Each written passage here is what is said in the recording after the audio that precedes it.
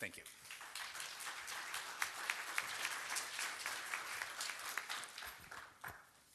Morning. Well, first as President-elect of Professional Engineers Ontario, and then as PEO's President, I've had several productive and very engaging discussions over the past 2 years with the Ministry of the Attorney General, and in particular, the Attorney General himself, the Honorable Chris Bentley. On every occasion, he showed respect, support, and a genuine interest in the vital work of Ontario engineers. Minister Bentley is personally committed to protecting the public interest. Specifically, he's helping to ensure that engineers have a receptive ear at Queen's Park so that our views and expertise are given careful consideration when policies and laws are being shaped. Minister Bentley was elected in 2003 as the MPP for London West. He has served as the Minister of Labour, Minister of Training, Colleges and Universities. Re-elected in 2007, he was appointed Attorney General. Minister of Aboriginal Affairs was added to his duties in 2010. So he's done a lot for us here in the province. He serves on several cabinet committees, including the Treasury Board Working Group, Treasury Board Management Board of Cabinet, Legislation and Regulations, Justice, Intergovernmental Affairs, and Aboriginal Issues. Before entering politics, the minister practiced criminal and labor law for almost 25 years in London, and for 11 years he taught part-time at the University of Western Ontario Law School. He also helped establish the school's careers office. The Attorney General attended the University of Western Ontario. He obtained his law degree from the University of Toronto, and 4 years later he obtained a master's degree from Cambridge University in England. He's recognized as one of London's top criminal lawyers and a consensus builder. He is also praised for his energy and dedication to getting to the heart of the issues and trying to resolve them. Active in the community, Mr. Bentley helped organize neighborhood legal services in London and Middlesex and served as the first chair. And if that's not enough, the Honorable Minister is an avid runner. He participates in charity runs and has completed 3 Boston marathons. So in his address this morning, our Attorney General will outline some of the specific public policy advances that have resulted from the collaboration between government and professional engineers. These collaborations include work by the Ministry of the Attorney General to update the Professional Engineers Act to ensure public safety and to encourage mobility across Canada through its initiative to create a national framework. Please join me in welcoming the Honourable Chris Bentley.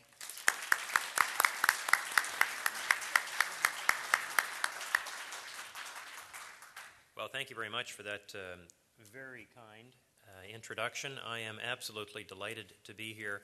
I'll have more to say about this in a moment, but I just want to thank Catherine for your leadership, for your advice, for your determined advocacy. It has been an absolute pleasure and enormously informative for me and for the government to be able to work with you, your team, the people about you. I know that has everything to do with you and with your leadership and nothing to do with the fact that you're a graduate of the University of Western Ontario, but I am wearing my Western colors this morning. Kim and Howard, thank you so much for your leadership as well. I want to thank you for making sure that the issues that are important not just to engineers, not just to PEO, but to the people of Ontario are brought to our attention in the most constructive way and as quickly as they need to be. Howard in particular, I want to say, has shown enormous leadership and visibility throughout Queen's Park. In fact, we're seriously considering charging Howard rent for the time that he spends in my offices, but we haven't quite figured out how to catch him and hold him down for long enough. So I can look out here and I know that you're all Leafs fans. You see, this is a very special time of year, and it's very special for me. I am a great Leafs fan, but At this time of year, when I look out very early in the morning and see all those bright, shining faces, I know that none of you have been troubled by having to stay up to watch hockey playoffs, double overtime games, the stress of competition. You see, your team's not in it. My team's not in it. Alas, maybe next year. I spoke to a grade 5 class some time ago, and I was asking them what they wanted to be when they grew up, and they gave all the right answers, of course. Engineers, doctors, nurses. Nobody said lawyer. That's me. And then one of them asked me what I wanted to be when I was in grade 5. And I said, I wanted to be a star hockey player for the Toronto Maple Leafs. Now, this is London, so some of them cheered and some of them booed. But then I delivered what I thought was the winning line. I said, that was a time when the Leafs were actually winning the Stanley Cup. And this young lad looked up at me and he said, "Oh, you must be prehistoric."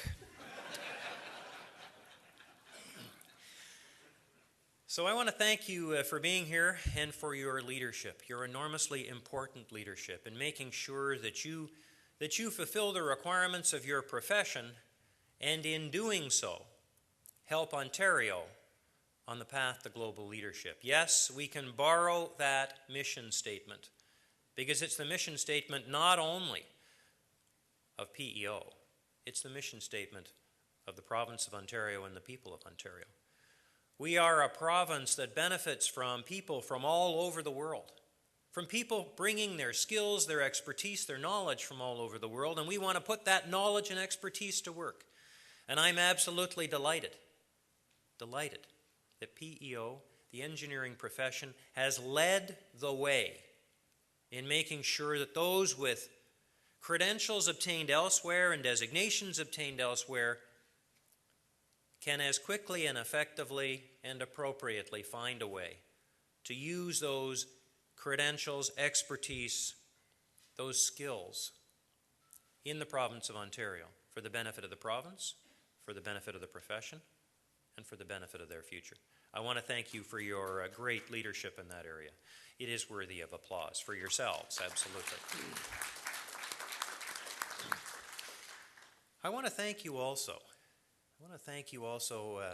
For what you do as engineers. I don't have an engineering degree, but I started learning about engineering long before I was eligible to go to university.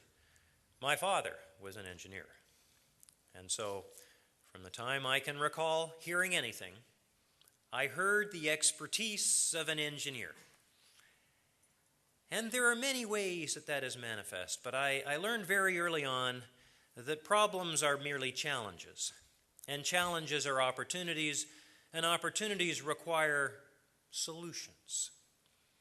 And that if you don't have the expertise yourself, you go outside to find it. None of us have the expertise that we require to meet society's, the world's challenges. And so you go outside to find it. And there were endless number of challenges that my father would come back to time and again with a new idea to test it out. Because the solution to a challenge is not just the one that looks good today. So papering over the crack doesn't work. It's not the one that might work for a week. It's the one that's going to do the job day after day after day after year after year. It's the one that stands the test of time. Like great engineering, it stands the test of time. Safety, skill, time, that's what you achieve day in and day out. Now, I'm very proud of the accomplishments of lawyers, of course, but when I've seen the Great Pyramids and looked upon them and listened to what people said about the Great Pyramids, nobody actually said, well, admire the great lawyering. They all said, admire the great engineering. And that's what you accomplish. And you're helping us through the center and through your leadership in making sure that as we are on the path to global leadership, We have the benefit of your advice so that what we design will stand the test of time. Take the Green Energy Act, for example, and working toward the green economy. We are determined as a province to be leaders, not just in Ontario, not just in Canada, not just in North America, in the world in green energy. It is a very important part of our energy future, a very important part. And the green energy legislation that we have is world leading. And you know that because people from all over the world are coming here to set up wind farms, yes, to set up solar farms, yes, but as the Samsung deal indicates, to manufacture here. And as we are seeing at many of the universities that you outlined earlier in your introduction, Kim, we're seeing the investigative, the research, the expertise coming here to do the research that's not only necessary for today, but for tomorrow, for the future. We want to be world leaders, so we will produce green energy, we'll manufacture the components, we'll do the research, and we'll export not only the components, but our expertise to the rest of the world. And you, through your great advice, through your perseverance, through what is the foundation of your profession, have helped us get to the right place. I want to thank you very much for that. It's enormously important. It's enormously important not only for the energy future of the province of Ontario, but for the tens of thousands of jobs, good jobs, that accompany the Green Energy Initiative and are the foundation for the economy of the future. And that same expertise that you bring is helping us roll out our infrastructure plan. We made a determination years ago, long before the world recession hit, that we were going to renew the infrastructure of the province of Ontario. So yes, everywhere you go in Ontario, you're going to see a construction sign, and no, we make no apology for that. Whether we're restoring or building transit in the city of Toronto, whether we're restoring or rebuilding infrastructure throughout the province of Ontario, we are absolutely determined to have the infrastructure that a 21st century economy requires. But infrastructure has to be built correctly and in the right way, or it doesn't last for very long. Your expertise helps us do that, whether it's transportation, whether it's energy, whether it's the hospital or related infrastructure. It's your expertise that helps us deliver. And I want to thank you for that. And I want to thank you as we take advantage of your expertise to make sure that we're aware of what's required by a self-regulated profession in ensuring that the people who certify the infrastructure, who certify the green economy, who certify nuclear facilities, have the necessary expertise and training to make sure that it lasts today, tomorrow, and for many years to come. And although I heard a lot from an engineer over the years, I'm not an engineer, as my father would be the first to tell you. He skipped a son. He skipped a son and gave that expertise in engineering to my brother, who is a graduate of engineering at the University of Western Ontario. We need the expertise of engineers. And when you build a society as complex as Ontario, it's very much building a society that depends on systems, how things fit together, how it works together. Oh, my father was a great systems guy. That's the type of additional expertise that you bring through different branches of the profession. Because all the pieces interconnect, particularly when you're dealing with infrastructure such as energy, infrastructure such as the transportation network.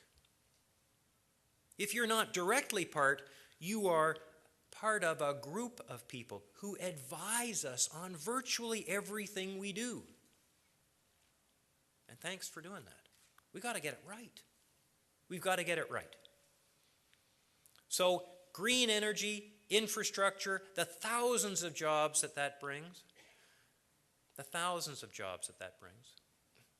And making sure that we have the engineers of the future.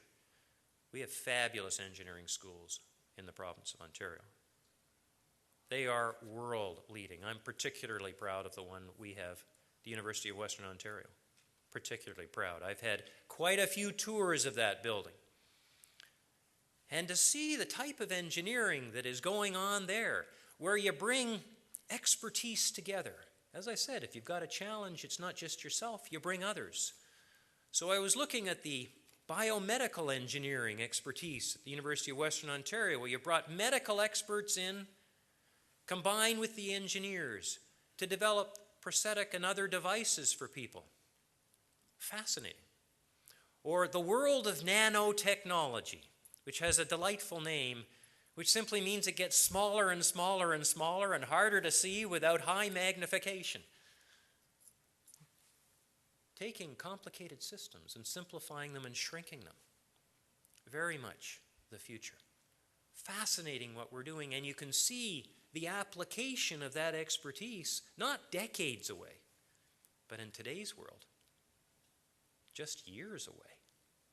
And we want to be the leaders, and we are the leaders. We are the leaders.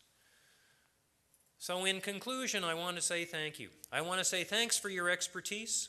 I want to say thanks for making sure that we have your expertise. I want to say thanks for the determination, the drive that each and every one of you brings to your professional duties every single day. It's fabulous being the minister responsible for the self-regulated profession of engineering. It's fabulous because I have absolute confidence that your professional duty, obligation, and expertise is unparalleled anywhere, and that as long as we accept, take in, listen to, and employ your advice, we're going to be so much stronger than we'd be without it. And the people of Ontario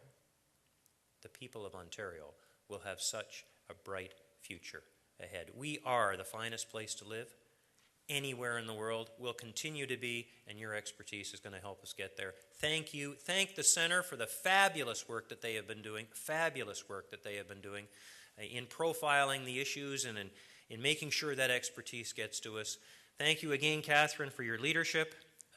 It has been a great pleasure.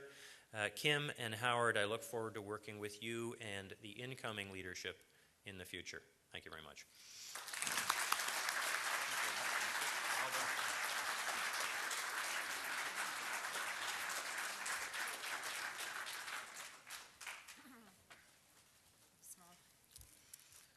Thank you very much, Minister Bentley. First of all, for coming here today and for your inspiring message, and most of all for your leadership and how you've really supported and encouraged professional engineers here in Ontario. So thank you.